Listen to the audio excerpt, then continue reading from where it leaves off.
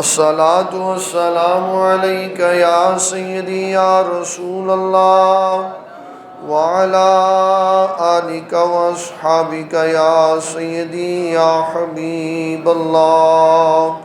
الصلاة والسلام عليك يا سيدي يا سيد المرسلين وعلى آلك وأصحابك يا سيدي يا شفيع المذنبين. الصلاة والسلام عليك يا سيدي يا رحمة للعالمين وعلى آلك وأصحابك يا سيدي يا خاتم النبيين.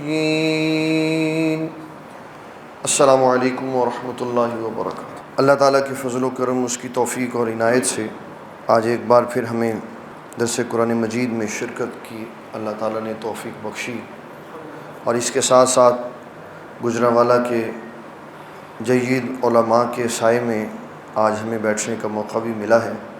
اللہ تعالیٰ ہمیں علماء کی عزت و تعظیم اور ان کے وقار کو ملحوظ خاطر رکھتے ہوئے ان کی عزت و تعظیم کرنے کی توفیق عطا فرمائے. بسم اللہ. آج ہم نے بات کرنی تھی ضروریات دین پر، کہ کون سی چیز ایسی ہے جس پر ایمان رکھنا مومن کے لیے بڑا ضروری ہے. ایمان میں سب سے پہلے یہ ہمیں بتایا گیا کہ ایمان کیسے رکھنا ہے. اس کے لیے ہم دو جملے ادا کرتے ہیں: اقرار باللسان و تصدیق بالقلب.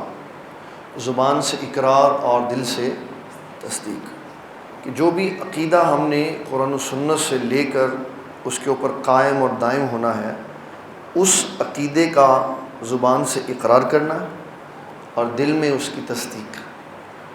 منافق اور مومن میں یہی فرق ہے. منافق زبان سے اقرار کرتا ہے، دل سے تصدیق نہیں کرتا. مومنوں کے پاس آتا ہے تو کہتا ہے میں تمہارے ساتھ ہوں، جب کافروں کے پاس جاتا تھا تو کہتا تھا میں تمہارے ساتھ ہوں، ان کے ساتھ تو میں مذاق کرتا ہوں. تو اقرار باللسان و تصدیق بالقلب. بعض فقہا نے، بعض علماء نے اس بات کی بھی زیادتی کی اور اضافہ کیا کہ عمل بھی اس کا ثابت ہونا چاہیے. ویسے اتنا کافی ہے کہ دل سے تصدیق ہو جائے، زبان سے اقرار کر دے تو کافی ہے، لیکن ساتھ عمل کر کے بھی دکھانا چاہیے. اور میرا خیال ہے کہ عمل آج کے اس پرفتن دور کے لیے ضروری ہے، تاکہ پتہ چلے کہ بندہ مومن ہے کہ نہیں ہے. نماز پڑھنے کے لیے مسجد میں آئے، زکوٰۃ کا مہینہ آئے تو زکوٰۃ ادا کرے، رمضان آئے تو روزے رکھے. تو یہ ساری چیزیں، تو تین چیزیں ہو گئیں: زبان سے اقرار، دل سے تصدیق، اور اپنے اعضاء سے، جوارے سے عمل کر کے دکھائے کہ میں صحیح معنی میں مسلمان ہوں. کن کن چیزوں کا اس کو اپنے دل میں عقیدہ مضبوط رکھنا ہے، یہ ضروریات دین کہلاتے ہیں. ویسے تو ہم نے کلمہ پڑھا تو ہم مسلمان ہو گئے، لا الہ الا اللہ محمد الرسول اللہ، یا اشہد لا الہ الا اللہ و اشہد ان محمد عبدہ و رسول. ایمان مکمل ہو گیا. اور امام اعظم ابو حنیفہ رضی اللہ تعالیٰ عنہ کے نزدیک ایمان میں کمی اور زیادتی نہیں ہوتی. ایمان میں کمی اور زیادتی نہیں ہوتی. جب کلمہ شریف پڑھ لیا تو ایمان مکمل ہو گیا. جتنی آیات قرآن مجید میں موجود ہیں جن میں ایمان کے اندر کمی اور زیادتی کا ذکر ہے، اس کا معنی یہ ہے کہ ایمان میں قوت پیدا ہوتی ہے، ایمان قوی ہو جاتا ہے.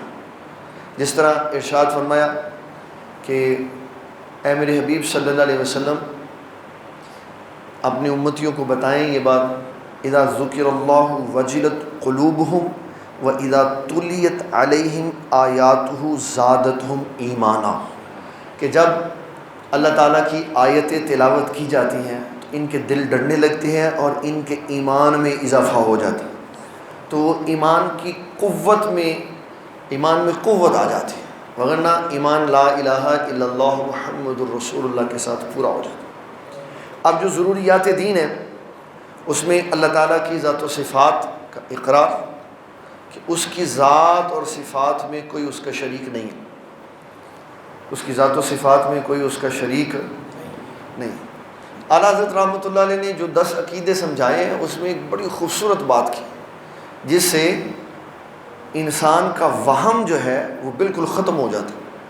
کوئی یہ سوال کر سکتا ہے کہ اللہ تعالیٰ بھی سنتا ہے اور بندہ بھی سنتا ہے، ابھی تو ہم کہہ رہے تھے کہ اس کی ذات و صفات میں کوئی شریک نہیں، تو یہ بھی سنتا ہے اور اللہ بھی سنتا ہے، تو اس میں دونوں میں جو مشترک شے ہے وہ کیا ہے؟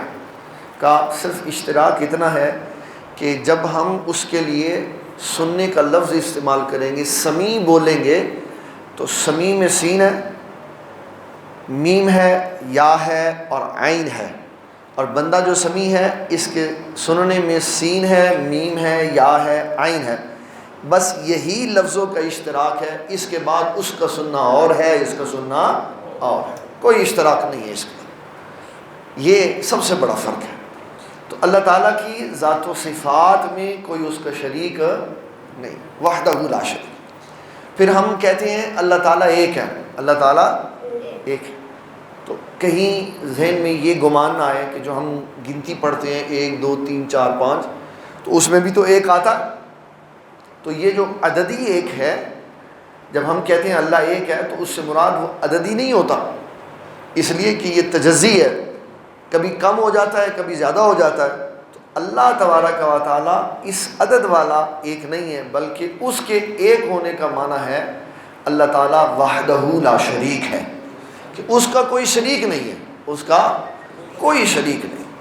تو اللہ تعالیٰ کے بارے میں جب ہم کلمہ پڑھتے ہیں تو یہ بات کہہ کر اسلام کے اندر داخل ہو جاتے ہیں۔ پھر اس کے بعد جو ضروریات دین ہیں، آمنت باللہ و ملائکتہ، ہم اس کے لیے یہ جو میں نے سورۃ النساء کی آیت نمبر 136 پڑھی ہے، اس میں سارا عقیدہ موجود ہے۔ فرشتوں کے اوپر ایمان ہے، فرشتوں کے اوپر ایمان ہے۔ اب دیکھ لیں، ہے مخلوق ہے، جب یہ کہا جائے کہ نبی صلی اللہ تعالیٰ علیہ وسلم نے کئی دن کھانا نہیں کھایا، تو کہتے ہیں پھر زندہ کیسے رہے، پھر وہ زندہ کیسے رہے؟ تو مخلوق تو کھانا کھاتی ہے، تو یہ بھی تو مخلوق ہے نا، فرشتے، جن کے بارے میں ہمارا عقیدہ یہ ہے کہ اللہ تعالیٰ نے ان کو اتنا خوبصورت ڈیزائن کیا ہے کہ ان کو کھانے پینے کی حاجت ہی کوئی نہیں۔ اللہ تعالیٰ ان کو بغیر کھائے پیے رکھ سکتا ہے، ان کو کچھ نہیں ہوتا، نہ وہ بیمار ہوتے ہیں، نہ وہ کمزور ہوتے ہیں، نہ وہ بوڑھے ہوتے ہیں، نہ وہ تھکتے ہیں، نہ ان کو نیند آتی ہے، نہ اونگ آتی ہے۔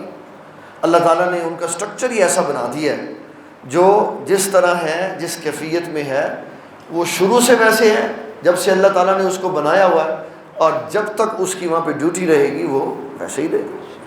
پھر اس کے اندر اللہ تبارک و تعالیٰ نے ان کی مختلف ڈیوٹیاں لگائی، ان کے اندر مراتب رکھے، اور سارے فرشتوں میں سب سے زیادہ مرتبے والے حضرت سیدنا جبرائیل علیہ السلام ہیں۔ یہ وہ نبی ہیں، یہ وہ فرشتے ہیں جو نبی صلی اللہ تعالیٰ علیہ وسلم اور آپ سے پہلے انبیاء پر وحی لایا کرتے تھے۔ اور بعضوں کو یہاں سے غلط فہمی ہو گئی کہ شاید جو وحی لے کے آتا ہے اللہ تعالیٰ سے اور نبی علیہ السلام کو دیتا ہے وہ استاد ہوتا ہے، تو یہ اللہ تعالیٰ نے ان فرشتوں کو اعزاز بخشا ہے کہ وہ وحی لاتے ہیں اور انبیاء کی خدمت میں پیش کر دیتے ہیں۔ ایک حضور صلی اللہ علیہ وسلم فرماتے ہیں میرا اللہ کے ساتھ ایک ایسا وقت بھی مقرر ہوتا جس میں میرے اور رب کے درمیان میں نہ کوئی انسان ہوتا ہے نہ کوئی فرشتہ ہوتا ہے۔ جب حضرت سیدنا جبرائیل علیہ السلام کاف ہا یا عین صاد کی آیات لے کے آئے تو نبی صلی اللہ علیہ وسلم نے فرمایا میں ان کے معنی جانتا ہوں۔ عرض کی حضور آقا کریم صلی اللہ علیہ وسلم یہ تو میں آج پہلی دفعہ لے کے آیا ہوں۔ تو آپ نے فرمایا میرا اور میرے رب کا ایک وقت مقرر ہوتا ہے جس میں آپ بھی بیچ میں نہیں ہوتے۔ تو فرشتہ استاد نہیں بنتا نبی علیہ السلام کا، اللہ تعالیٰ نے ان کو یہ اعزاز بخشا ہوا۔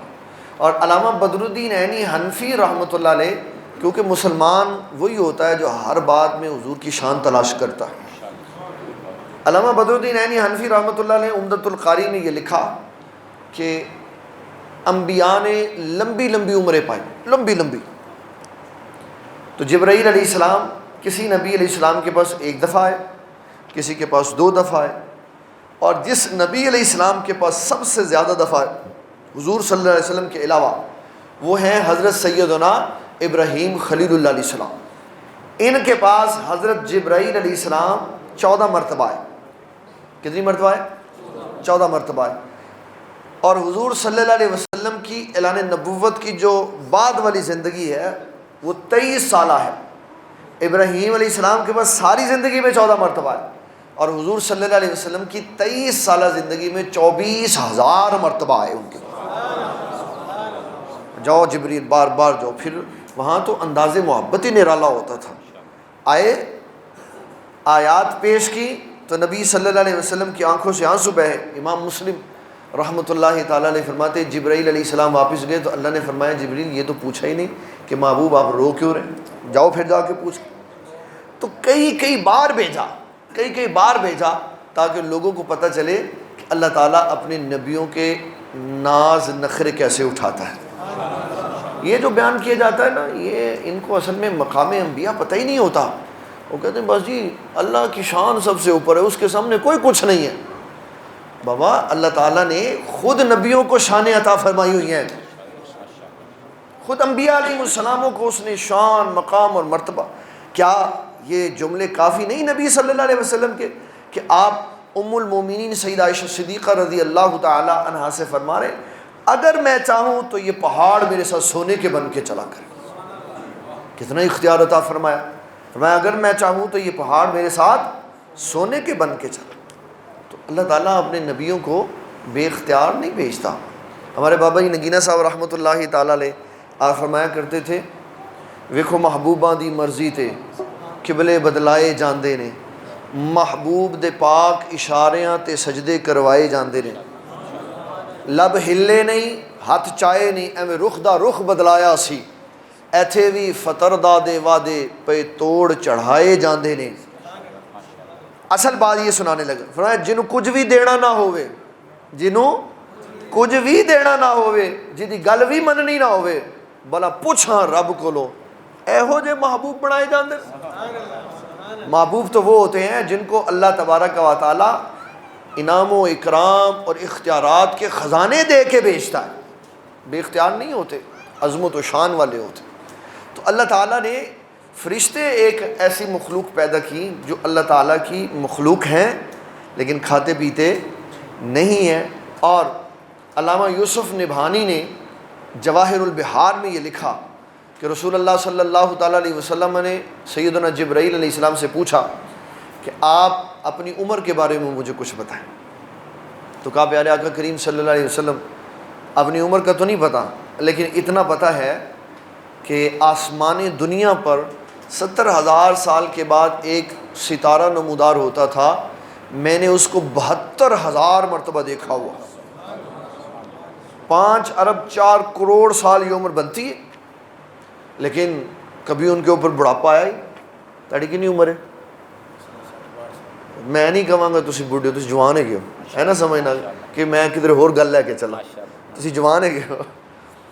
تو ہمارے ہاں 60 سال تک جو بندہ فٹ فاٹ رہتا ہے نا وہ اللہ کا شکر ادا کرے۔ یہ بڑھاپے کی عمر ہے، 60 سال بڑھاپے کی عمر ہے۔ تو اللہ تعالیٰ اگر کسی کو صحت تندرستی اور سلامتی کے ساتھ رکھے تو وہ اتنا ہے، لیکن اس نے دنیا میں لوگوں کی عمروں کا معیار رکھا۔ علامہ جلال الدین سیوطی در منصور میں لکھتے ہیں کہ اللہ تبارک و تعالیٰ نے لوگوں کو لمبی لمبی عمریں دی۔ کتنی لمبی؟ بڑی لمبی۔ نوح علیہ السلام کے پاس ایک خاتون آئی اور کہنے لگی میرے بچے چھوٹے چھوٹے فوت ہو جاتے ہیں، دعا کریں عمر لمبی ہو۔ عمر ان کی، تو آپ نے فرمایا کتنے کتنے فوت ہو جاتے ہیں؟ کہنے لگی کوئی 600 سال کا، کوئی 700 سال کا۔ تو لمبی عمر ہونی چاہیے۔ تو آپ نے دعا کی تو علامہ جلال الدین سیوطی در منصور میں لکھتے ہیں اس خاتون کا ایک لڑکا اس زمانے میں سب سے لمبی عمر پا کے گیا، اس کی عمر 3700 سال ہوئی۔ تو 42ویں دن زندگی شروع ہوتی ہے اور 3700 سال تک چلی گئی۔ پھر بھی اس کے بعد بھی اللہ تبارک و تعالیٰ نے زندگی کا خاتمہ کر دی۔ بات کرنے کا مقصد یہ ہے کہ اللہ تبارک و تعالیٰ جب انسان کو تخلیق کر کے دنیا میں بھیجتا ہے تو وہ کوئی ذلیل نہیں ہوتا بندہ، بلکہ اللہ تعالیٰ عزتوں کے ساتھ اس کو سجا کے بھیجتا ہے۔ اگر کسی بندے کی عزتیں کم ہوتی ہیں نا تو اس کے اندر اپنے اندر کوئی خرابی ہوتی ہے۔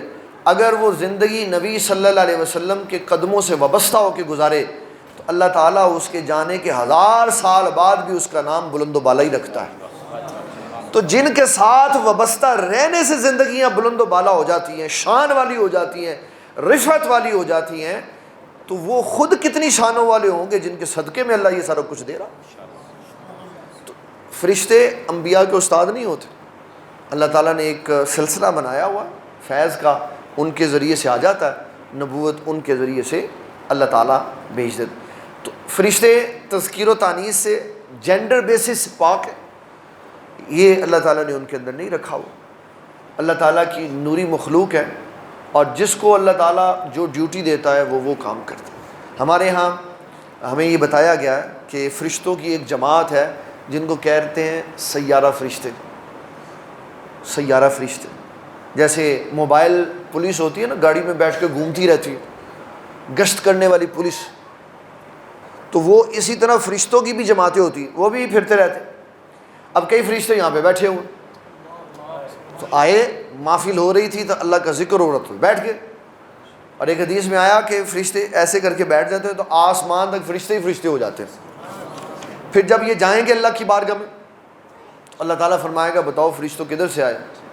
تو کہیں غوثیہ مسجد میں گئے ہوئے تھے،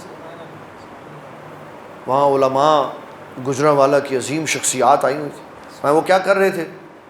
کہ یا اللہ وہ تیرا ذکر کر رہے تھے۔ اور کیا کر رہے تھے؟ یا اللہ جنت کی باتیں کر رہے تھے۔ جنت انہوں نے دیکھی نہیں دیکھی؟ اور کیا کر رہے تھے؟ یا اللہ جہنم سے بچنے کی دعائیں مانگ رہے تھے۔ جہنم دیکھی نہیں دیکھی؟ اگر دیکھ لیں تو یا اللہ ہر وقت پھر جہنم سے پناہ ہی مانگتے رہے۔ تو ایک فرشتہ کہے گا یا اللہ ان میں ایک بندہ تھا جو ایسے ہی آیا تھا نمبر ٹانگنے کو، کوئی اس کو غرض نہیں تھی، دیکھا اس نے کہ آواز آ رہی تو وہ بھی آ گیا۔ حضور صلی اللہ علیہ وسلم فرماتے ہیں، اللہ تعالیٰ ارشاد فرماتا ہے فرشتوں جو میرے بندوں کے پاس ویسے بھی آ جائے میں اس کی بخشش فرما دیتا ہوں۔ تو یہ فرشتوں کی مختلف جماعتیں ہیں جو گلیوں میں، بازاروں میں، مسجدوں میں نیک لوگوں کے ذکروں کے پاس آ جاتی۔ تو یہ فرشتوں کے اوپر ایمان لانا یہ ہماری ضروریات دین ہے۔ ایک جماعت ہندوستان پاکستان میں بھی ایسی تھی جو فرشتوں کا مذاق اڑاتی تھی، کہتے تھے یہ سب خیالی دنیا ہے، یہ سب، ان کے بچے آج بھی زندہ ہیں اور پاکستان کے مامے بنے ہوئے ہیں آج بھی۔ وہ پرانے ان کے عقائد گمراہ کون تھے اور آج پاکستان کی کرسیوں کے اوپر بیٹھے ہوئے۔ تو فرشتے اللہ تعالیٰ کی نوری مخلوق ہے، اللہ تعالیٰ کی قدرت کا مظہر ہے، جس شکل کو چاہیں وہ اختیار کر لیتے۔ تو میں بات سنا رہا تھا حضرت سیدنا جبرائیل علیہ السلام کی، تو صحابہ نے پوچھا ایک دن آقا کریم صلی اللہ علیہ وسلم آپ نے جبرائیل علیہ السلام کو دیکھا؟ آپ نے فرمایا ہاں میں نے دیکھا۔ بخاری شریف کی روایت، کہا حضور کہاں دیکھا؟ فرمایا ایسے اوپر سے کھڑک کی آواز آئی تو میں نے اوپر دیکھا تو جبریل کرسی پہ بیٹھا ہوا تھا۔ آپ نے فرمایا میں نے اس کو دیکھا، اس کے 600 پر تھے۔ کتنے پر تھے؟ کتنے پر تھے؟ بھائی صاحب تسی ایتھے کتنا عرصہ ہو گیا آندے ہو؟ شروع تو آ رہے مسجد دیا کھڑکیاں کنیاں نے تو پھر تسی کی کر دو آگے؟ کھڑکیاں تو گنیاں کرو نا۔ کھڑکیاں تو نہیں گننے کے لیے آئے، وہ تو اللہ تبارک و تعالیٰ کی جو رحمت برس رہی ہوتی ہے اس کے لیے آئے۔ تو نبی صلی اللہ علیہ وسلم نے اس کو یہ نہیں کہا کہ ٹھہر جا پر کھول میں تیرے پر گن لوں۔ انبیاء کی شان نہیں ہوتی، انبیاء ایسے صرف دیکھتے ہیں تو اللہ سارا علم ان کے سینے میں انڈیل دیتا ہے۔ اور ہمارے آقا صلی اللہ علیہ وسلم کو تو جو اللہ تعالیٰ نے علم عطا فرمایا اس کے بارے میں امام شرف الدین بصیری رحمۃ اللہ تعالی علیہ فرمایا وَمِنْ عُلُومِكَ عِلْمَ اللَّوْحِ وَالْقَلَمِ، کہ حضور صلی اللہ علیہ وسلم کو اللہ نے اتنا وسیع علم عطا فرمایا کہ لوح محفوظ حضور صلی اللہ علیہ وسلم کے علم کا ایک صفحہ ہے، علم اس سے زیادہ ہے۔ ایسے دیکھتے تھے تو پوری کی پوری تعداد اندر آ جاتی تھی۔ اس کی ایک بڑی خوبصورت مثال ہے، حضرت معاویہ ابن معاویہ رضی اللہ تعالیٰ عنہ وصال فرما، سیدنا جبرائیل علیہ السلام حاضر خدمت ہوئے، عرض کیا کہ کریم صلی اللہ علیہ وسلم معاویہ ابن معاویہ کا وصال ہو گیا، اگر آپ اجازت دیں تو نماز جنازہ پڑھا دیں۔ اچھا قبلہ کمال پتہ کیا ہے، مکاتب فکر کے لوگ کہتے ہیں بندے دا سر نہ ہوئے تو جنازہ نہیں ہوندا، بندے دا سر نہ ہوئے تو جنازہ نہیں ہوندا، تو بندہ سارا نہ ہوئے تو پھر ہو جاتا۔ اے عجیب منطق ہے، سر نہ ہوئے تو جنازہ نہیں ہوندا لیکن سارا نہ ہوئے تو پھر ہو جاتا۔ جب سر نہیں ہے تو جنازہ نہیں پڑھتے تو باقی بھی نہیں ہے، پورے کا پورا ہی نہیں ہے تو پھر کیوں پڑھا؟ کہتے ہیں حدیث میں آیا معاویہ ابن معاویہ کی نماز جنازہ حضور صلی اللہ علیہ وسلم نے ایسی پڑھی۔ اس میں پڑھو محدثین کیا کہتے کہ جب نبی صلی اللہ علیہ وسلم نے سیدنا جبرائیل علیہ السلام سے کہا کہ ہم اس کی نماز جنازہ پڑھیں گے تو انہوں نے زمین سگیڑ کے جنازہ سامنے کر دیا تھا۔ آپ نے نماز جنازہ پڑھائی اور جب سلام پھیرا تو فرمایا جبرائیل معاویہ ابن معاویہ کیا کام کرتے تھے کہ ان کی نماز جنازہ پڑھنے کے لیے 1,40,000 فرشتے آئے ہوئے، گنے تو نہیں، ایسے ہی دیکھا 2 صفحے تھیں تو فرمایا 1,40,000 فرشتے آئے ہوئے، تو وہاں تعداد گننی نہیں پڑتی، دیکھا تو اللہ تعالیٰ ساری کی ساری بات اندر ڈال دیتا۔ یہ ہے ہمارے آقا صلی اللہ علیہ وسلم کی شان عظمت کہ جو ان کے پاس آ رہا ہے وہ اتنی شان والا ہے، جبرائیل علیہ السلام۔ تو علامہ بدر الدین عینی نے لکھا کہ 24,000 مرتبہ حضرت جبرائیل علیہ السلام حضور صلی اللہ علیہ وسلم کی خدمت اقدس میں حاضر۔ تو ان کے اوپر اعتقاد رکھنا ہے کہ یہ فزیکلی ہیں، ہماری آنکھ ان کو دیکھ نہیں سکتی، کبھی کبھی یہ آ جاتے تھے انسانی لبادے میں تو صحابہ کرام ان کی زیارت کر لیتے، جس طرح بخاری مسلم کی حدیث ہے، صاحب مشکات نے کتاب العلم میں لکھا کہ حضرت سیدنا عمر بن خطاب کہتے ہیں ایک بندہ ایک دن آیا، اطلع علینا رجل شدید بیاض الثیاب و شدید سواد الشعر لا یرا علیہ اثر السفر ولا یعرفہ منا احد۔ علامہ ابو الفضل کہتے ہیں ولا یعرفہ منا احد میں رسول اللہ کا استثناء ہے کہ کوئی ان میں سے نہیں جانتا تھا لیکن حضور جانتے تھے یہ آنے والا کون ہے، حضور صلی اللہ علیہ وسلم جانتے تھے یہ آنے والا کون۔ تو جب وہ بادشاہ پوچھ کے چلا گیا آپ نے فرمایا یا عمر تدری من السائل، جانتے ہو یہ کون بیٹھا ہوا تھا؟ جی حضور اللہ و رسول عالم، اللہ جانے اللہ کے رسول صلی اللہ علیہ وسلم جانے۔ آپ نے فرمایا آتاکم جبریل آتاکم یعلمکم دینکم، فرمایا یہ جبرائیل علیہ السلام تھے، تمہیں تمہارا دین سکھانے آئے ہوئے تھے۔ تو جب وہ لباس بدل کے آتے بشری لبادے میں آتے تو وہ دیکھے جا سکتے۔ ایک دن نبی صلی اللہ علیہ وسلم کے آستانہ شریف پہ جبرائیل علیہ السلام حضور کے ساتھ چلتے ہوئے چلے گئے اندر، تو حضور صلی اللہ علیہ وسلم نے ام المومنین سید عائشہ صدیقہ طیبہ طاہرہ رضی اللہ تعالی عنہ سے فرمایا مومنوں کی ماں یہ جبریل ہیں، تو کہنے لگی مجھے تو نہیں نظر آئے۔ تو آپ نے پھر ایک تاریخی جملہ کہا، فرمایا حضور میں اللہ کی قسم کھا کے کہتی ہوں انی ارا ما لا ترون و اسمع ما لا تسمعون، حضور آپ وہ دیکھتے ہیں جو ہم نہیں دیکھتے اور آپ وہ سنتے ہیں جو ہم نہیں سن سکتے۔ آپ کو اللہ تعالیٰ نے یہ صلاحیت اور قدرت عطا فرمائی کہ آپ وہ چیز دیکھتے ہیں جو عام آدمی، عام نہیں صحابہ بھی نہیں دیکھ سکتے، صحابہ اکرام بھی نہیں دیکھ سکتے۔ تو یہ فرشتے ہیں، ان کے اوپر ایمان لانا ضروری ہے، ان کے اوپر ایمان لانا اللہ کی نوری مخلوق ہے۔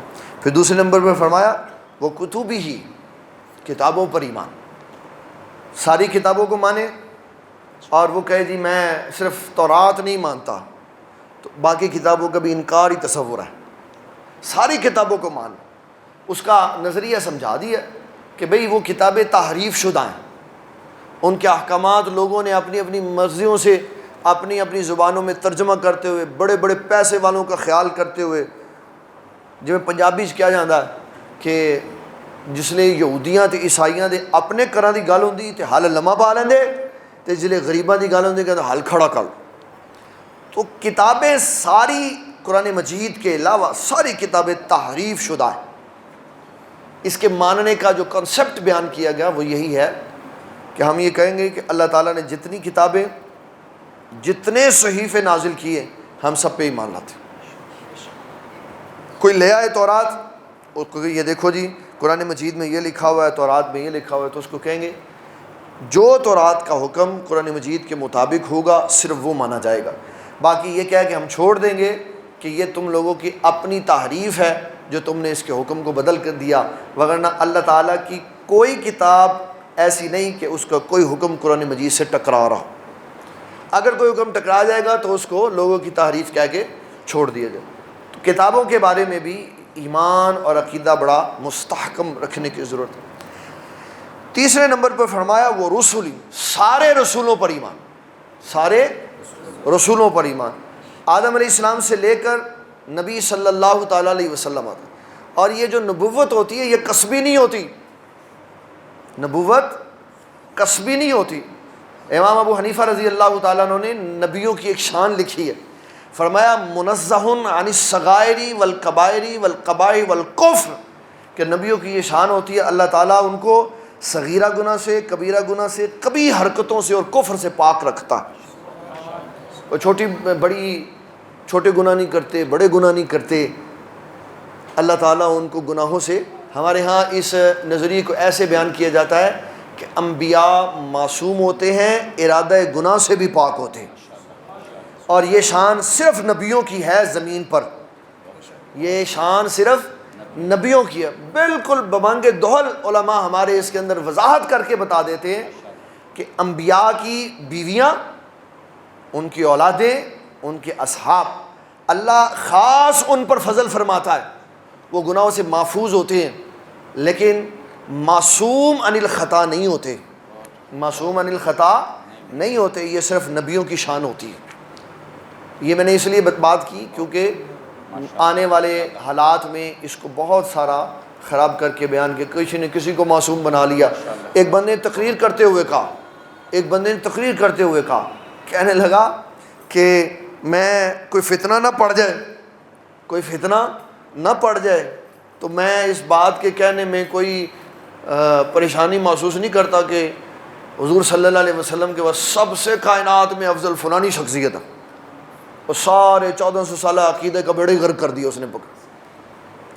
یہ جو پیچھے سے کھڑے ہوتے ہیں نا، پیچھے والے ایسے ایسے تھپکی لگاتے ہیں، پھر ان کی بولی بولنی پڑتی ہے، اور بہترین بندہ وہ ہوتا ہے جو قرآن و سنت کی زبان بولتا ہے۔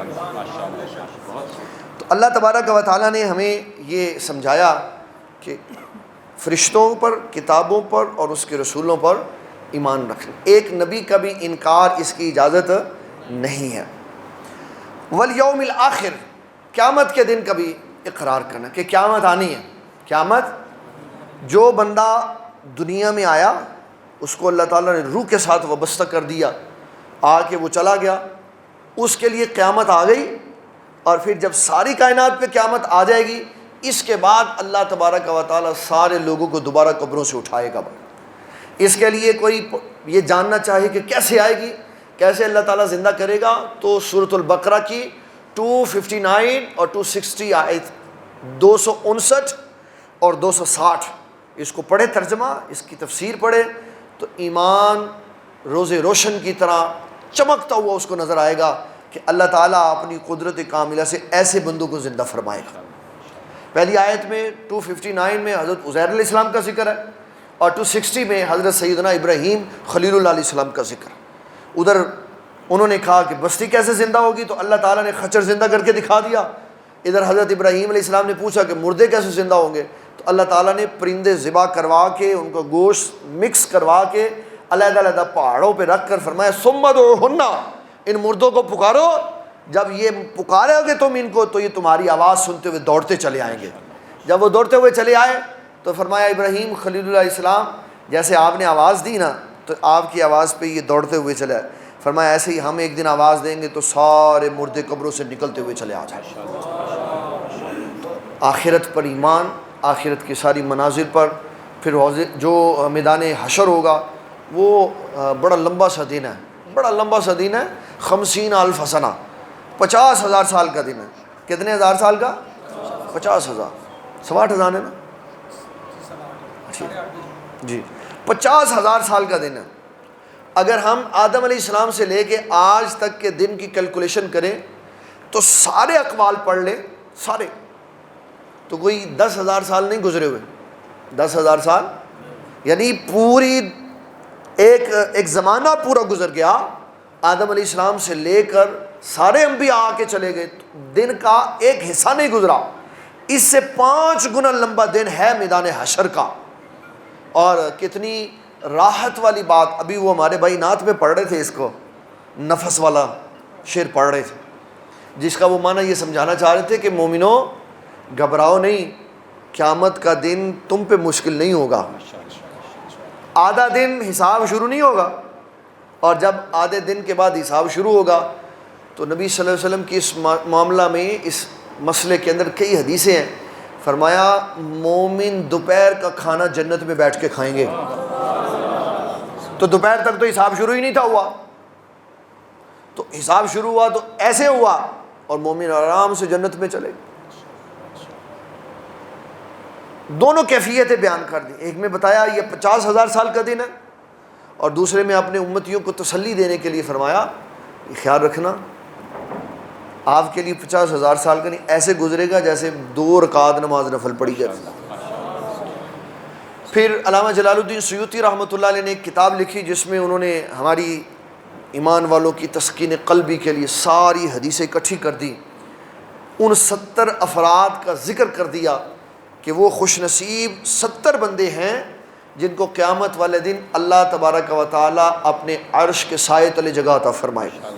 بخاری نے 7 لکھے، امام بخاری رحمۃ اللہ علیہ نے 7 لکھے ہیں، لیکن علامہ جلال الدین سیوطی رحمۃ اللہ علیہ بڑے محقق آدمی، انہوں نے ساری کتب حدیث سے کھنگال کے ایک کتاب لکھی جس کو ہمارے دعوت اسلامی والے جو بھائی ہیں ان کا جو سافٹ ویئر ہے المدینہ کی نام ہے المدینہ لائبریری، اس کے اندر اس کتاب کا ترجمہ بھی ہوا پڑا، اور 70 افراد کے نام لکھے ہوئے ہیں۔